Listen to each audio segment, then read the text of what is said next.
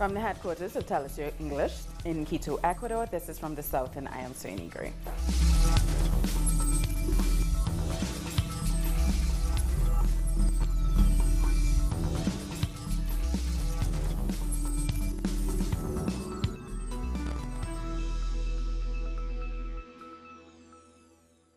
We begin in Colombia, where the FARC have filed their first draft law, which aims to implement the fourth point of the peace agreement that specifically addresses differential treatment for small producers of illegal crops.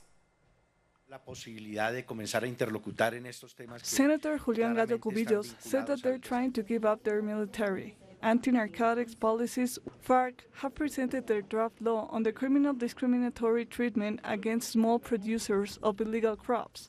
We are very worried about the announcements made not only during campaigns, but also the ones that the actual ministers are making. They're not only ignoring the agreements made regarding voluntary substitution of crops, but also trying to bring back policies that have already failed, such as fumigation with glyphosate. For Senator Iván Cepeda, this law draft, presented by FARC, is constitutional. He's waiting for Congress to come up with a solution on the issue of illegal crops. We think that the right thing for the different groups of Congress to do is to support this. The Constitutional Court has said that it is the duty of officials to fulfill the agreements during the next 12 years and to use projects such as this one in order to do that. Farmer organizations support voluntary substitution of crops after seeing more than 37 of their colleagues killed. However, there is a lack of financing for the project. Many farming families in these areas joined the process of voluntary substitution a year ago. Today, they see how the government is ignoring the rights of these families. Right after Juan Manuel Santos left, there is great concern about judicial security, so that's the reason for projects like this one being presented. The fight against drugs in Colombia has focused on persecuting the small producers and has caused in-country displacement, but hasn't touched the big fish who profit from the drug business. And on Sunday, Colombians will be voting in an anti-corruption referendum. It is the first popular consultation in the country's history. People will vote on 7 questions aimed at saying yes to political transformation and no to corruption.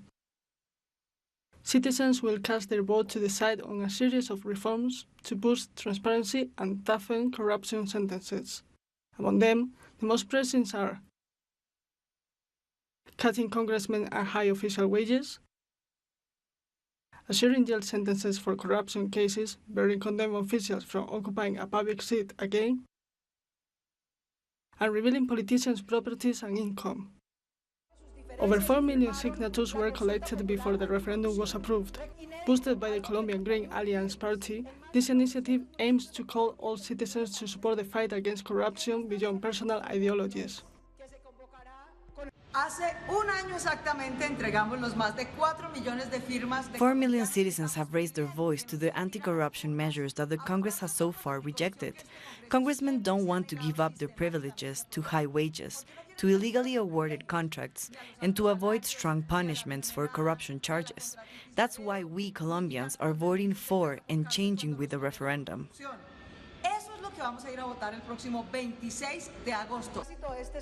With 84 votes, the Senate approved the referendum.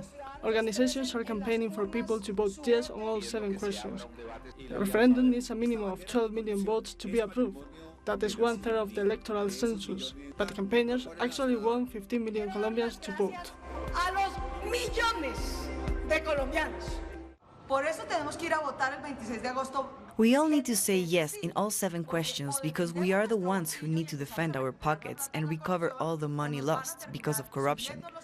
Otherwise, politicians will increase taxes and reduce pensions to cover the financial hole. There is no doubt that this referendum is a historic milestone in this country.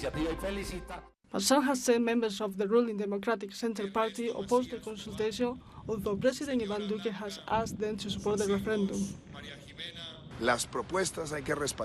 We need to support some proposals no matter where they come from, when they are useful for the country.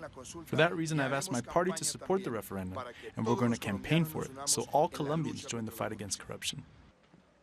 However, some members of Duque's party, among them former President and Senator Álvaro Uribe, say the referendum is just populist. Meanwhile, opposition parties are criticizing Duque for what they say is his lack of involvement.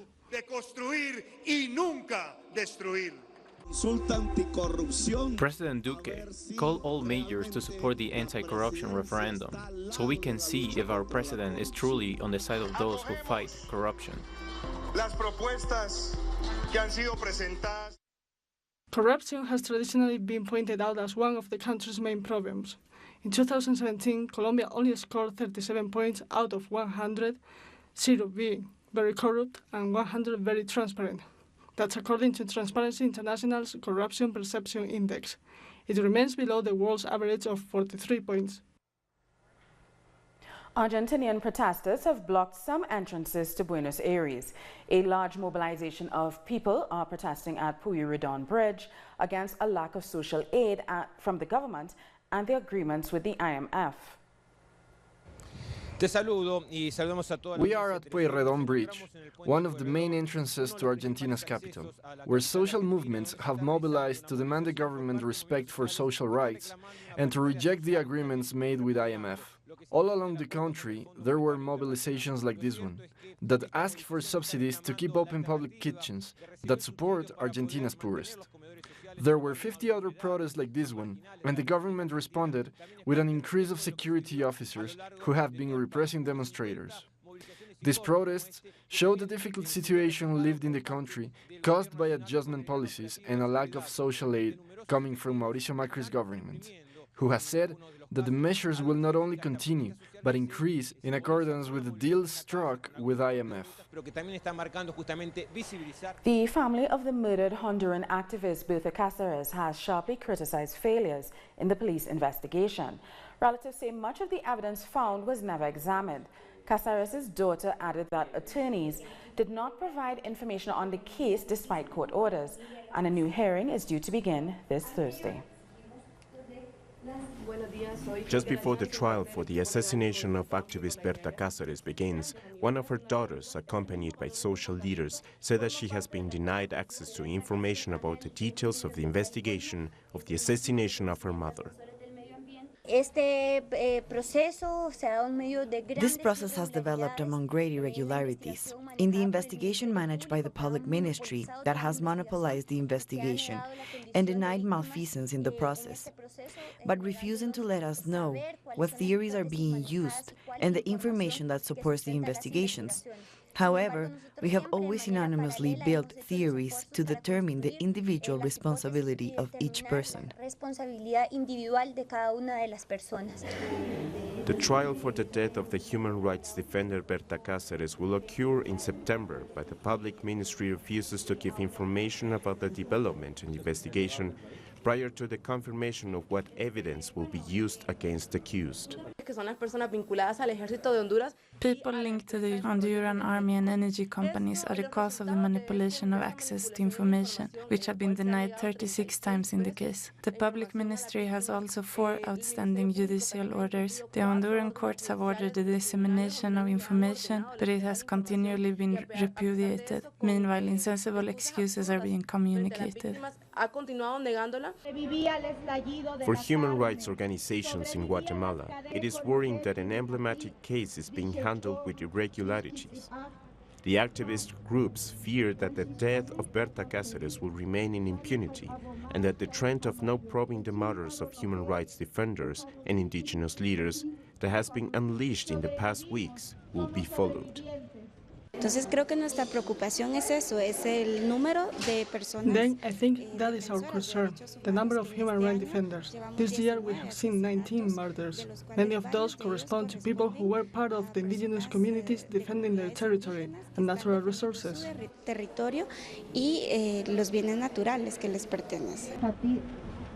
Activists say the Berta Cáceres case is not only a symbol of the regional struggles in defense of indigenous territories, but is also recurrent in other areas, such as the assassination of those who defend natural resources and lead resistance movements.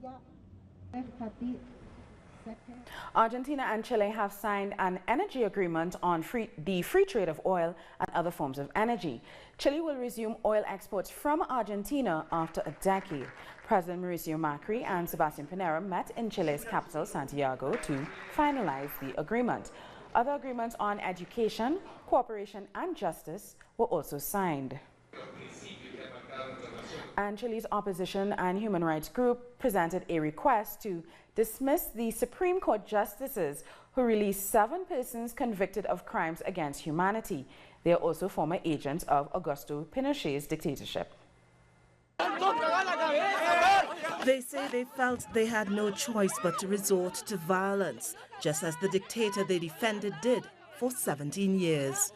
With their banners in hand, they came to the Court of Justice from within the wealthiest city districts to demand the liberation of suppression agents from the Augusto Pinochet era. I consider that it is a noble cause to defend our military leaders. They argue that the justices failed to review International Convention on Human Rights law and enabling impunity. It is a decision that the opposition seeks to reverse. To reduce or make ineffective a sentence at those levels ultimately means impunity in matters of crime against humanity, as genocide, as war crimes are prohibited by the international order. With this decision, the elements that are substantial to the judiciary power are being broken. There are 10 congressmen, including a representative of the Christian Democracy Party that supported Pinochet's strike against Salvador Allende. This is in crisis with the Sebastián Pinera government's controversial appointment of Luis Castillo as Health Deputy Secretary. I'm appealing to my colleagues to be consistent with our principles and that in matters of human rights we unite to condemn all action of any entity of the state that seeks to downplay human rights. Impunity for all victims' families, if legitimized, would mean there is a risk of genocide all over again. When you hear the options of congressmen, that this is the involvement of an arm of the state in relation to the autonomy of the other. We wish this logic existed back in the dictatorship to censor the thousands of writ of amparo that the judiciary never accepted. The legal mechanism is still in progress. It will be voted on, and if approved, 5 legislators will be randomly selected to review that request.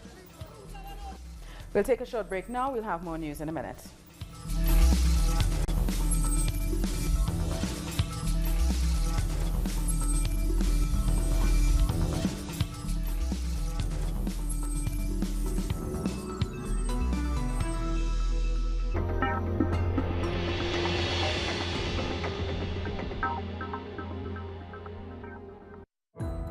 Our actions have an impact on the environment. It's our responsibility to change for the sake of our planet. Let's be part of this transition. Watch, preserve, and protect your Green Zone. Wednesdays, only on Telesur.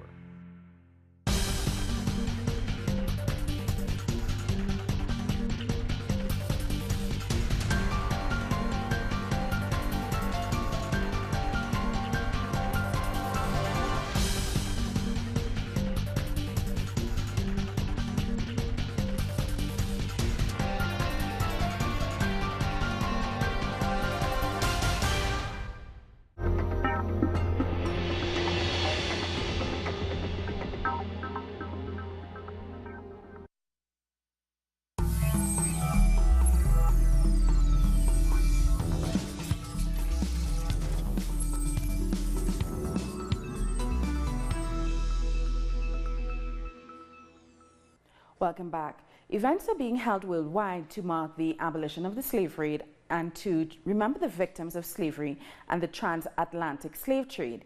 The annual international observance on August 23rd also seeks to highlight the fact that millions still live as slaves today. Today also marks the anniversary of the 1791 uprising of enslaved men and women in what is now known as Haiti. The uprising paved the way for the establishment of universal human rights. It also led to the abolition of slavery in Europe and North America. Earlier, I spoke to Jodianne Quarry. She's the research assistant at the Center of Reparations Research at UE. She also explained why the International Day for the Remembrance of Slave Trade and its abolition is significant and why it should continue to matter. When we think of history, we think of those places like Europe that had full freedom for its individuals, people there. The problem is that that very genesis of those rights for everybody started in Haiti. And therefore on August 23 in 1791, when Haitian men and women who lived in Saint-Domingue decided that they needed freedom and they fought for it, they made it very clear that the trade had to stop and abolition was important. And they paved the way for the rest of Latin America and the Caribbean and Europe to finally come to that place of granting freedom and rights to everyone. That's the genesis of the very freedom movement across the world as we know it. In much of the English-speaking Caribbean, Emancipation Day is celebrated on August 1st. So I also asked Jodianne how she'd like to see the region honor this day. We have to honor this day by memorializing, by marking it. Solemn ceremonies, of course, are important, but we just had here in the region for many of the CARICOM member states Emancipation Day, where we similarly sat down and remembered the slave trade, the abolition of the slave trade, and the full freedom that was finally granted to those of African descent. We're now celebrating 180 years of that. So a day like today is another opportunity to remember just how close we are, in time at least, to the horrors of enslavement. And as you pointed out earlier, because things like this happen again, renew our commitment to eliminate it wherever it is on the planet. To Argentina now, where police have raided 2 homes belonging to former President Cristina Fernández de Kirchner. The Senate has given the go-ahead for the raids on the homes of Fernández. The senator is being investigated for corruption, although she has denied the accusations, and she has voted in favor of the raids. Fernández says she is the target of political persecution. If something was missing to consecrate the political persecution and the use of the judicial power as an instrument of political persecution in Argentina, it was this lawsuit. Meanwhile, supporters have gathered outside her home to reject those accusations. They say the investigation aims to destroy her career and is being used as a smokescreen to cover up the current economic crisis. So far, more than a dozen businessmen and former officials have been arrested for their alleged involvement. They believe that the former president will run as a candidate again, and if she becomes a candidate, she will win. If she doesn't win in the first round, she will win in the runoff. So they want to get her out of the race. We know that she did nothing, and this is a media circus to cover up all the reality we're living, that people don't have enough money, that they don't have enough to eat. During his tour of Brazil, the former Secretary General of UNASUR, Ernesto Samper, took part in a seminar organized by the Lula Institute. Samper told the participants that Brazil has been living an ongoing coup since 2016. He praised former President Luiz Inácio Lula da Silva's income distribution programs and his fight against inequality, and made emphasis on the need for integration along Latin American nations. The United Nations Special Commission on Drugs has published a report on coca cultivation in Bolivia. Our correspondent has the story. The report from the United Nations Office on Drug and Crime says that there has been an increase in coca cultivation in Bolivia in the last year. Between 2016 and 2017, the coca cultivation has seen an increase of 1,400, from 23,100 to 24,500 hectares. That means a 6% increase. But the government has said despite the increase, this report confirms that everything is under control. Even though the prices have increased, the market is still manageable. Fortunately, in Bolivia, this price rise has not led to overproduction. The report highlights the situation in Bolivia and compared it with other coca-producing nations in the region. Si comparamos datos de otros países, por ejemplo, en Colombia, If we compare the statistics in other countries, for example in Colombia, the crop cultivation area has increased from 146,000 to 214,000 hectares. Comparing to Bolivia, these numbers are incomparable. The law in Bolivia recognizes 22,000 hectares of land used for coca cultivation, legal for traditional use. In 2009, the United States Drug Enforcement Administration was expelled from the country from meddling in internal affairs, to make sure there is no external interference in the fight against drug trafficking in the country. Guatemala's Supreme Court has accepted the request to remove immunity from President Jimmy Morales. This decision has opened the door for a trial against him. The president is accused of not reporting over $1 million in donations to his 2015 electoral campaign. The Supreme Court will be debating the president's immunity in the coming weeks. And our correspondent, Mario Rosales, has more from Guatemala City. Hola, ¿qué tal? Un saludo hasta el set central. Bueno, acá en Guatemala, el Congreso. The Supreme Court of Guatemala has decided to move forward with the trial against President Jimmy Morales, which was brought forth by both the Public Ministry and the International Commission Against Impunity. The prosecutor's office has said that in their investigations, they found that the president didn't report on the finances of his presidential campaign to the Supreme Electoral Tribunal. The prosecution added 5 businessmen have confessed they gave more than $1 million to the president in 2015. The president is being accused of not reporting anonymous financing. In order for Morales to go to trial, he has to lose his immunity so that the investigation can continue. Congress will now have to vote on this decision and is awaiting the case file from the Supreme Court. Morales could lose his immunity with 105 votes. Pero que no fueron reportados ni canalizados a través de mecanismos para poder. We'll take a short break. So join us again in a few minutes to take a look at some other news from around the world.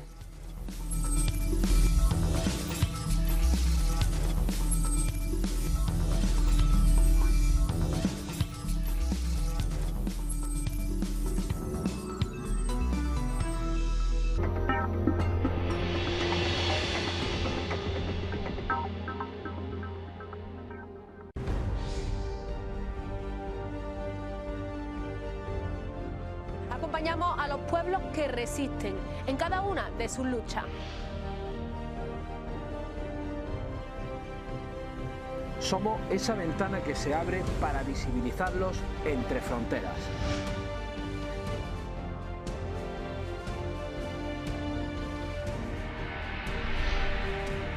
Thursdays, only on Telesur.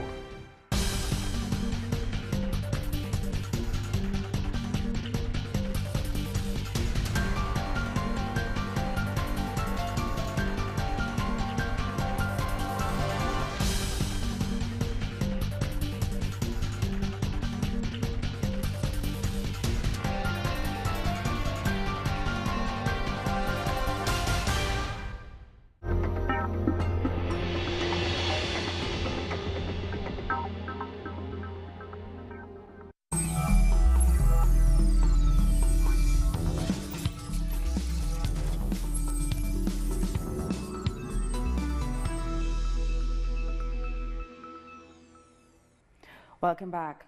Thousands of cleaners are working non-stop to separate rubbish in the Saudi city of Mecca. This initiative is aimed at reducing the environmental footprint of the Hajj. The annual Holy Pilgrimage presents a huge environmental challenge as over 2 million worshippers gather. More than 42,000 tons of waste are produced during the pilgrimage. The goal is cutting back waste and encouraging pilgrims to do their part. A Ugandan pop star turned politician has been charged with treason, and there's been a stabbing on the streets of Paris. Here's more on those stories and a look at some other news from around the world. 2 people have been killed and 1 seriously wounded in a knife attack in Paris, France. The 2 casualties are said to be the mother and sister of the assailant, who was later shot dead by police. Islamic State has claimed responsibility but provided no evidence. The incident is under investigation. Former pop star turned politician and critic of the Ugandan government Bobi Wine has been charged with treason. Wine was previously detained along with others ahead of a by-election which saw tensions rise, leading to protests. Supporters and lawyers of Wine say he was assaulted while in detention. What have we done? They are here telling us we are taking orders from above. From who above? That is the very order they used when they damaged Bobby Wine. Bobby Wine was damaged beyond recognition. The president is there telling us that Bobby Wine shot his vehicle with bullets. When?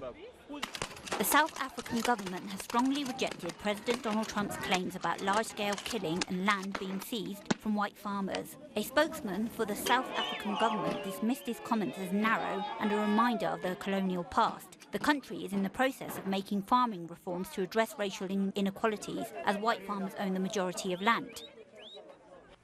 And we leave you with the news that Spanish police have shut down Europe's biggest illegal turtle farm in Mallorca, actually. Authorities raided what they believe to be the largest illegal turtle farm in Europe, selling endangered species. About 1,100 turtles and 750 eggs were seized, with some specimens worth around 11,500 each.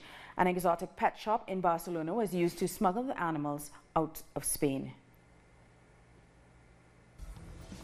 We've come to the end of this news brief. For these and many other stories, you can find them on our website at talisyourtv.net/English. And join us on social media, Facebook, Twitter and Instagram. For Talis Your English, I'm Sweeney Gray. Thank you for watching.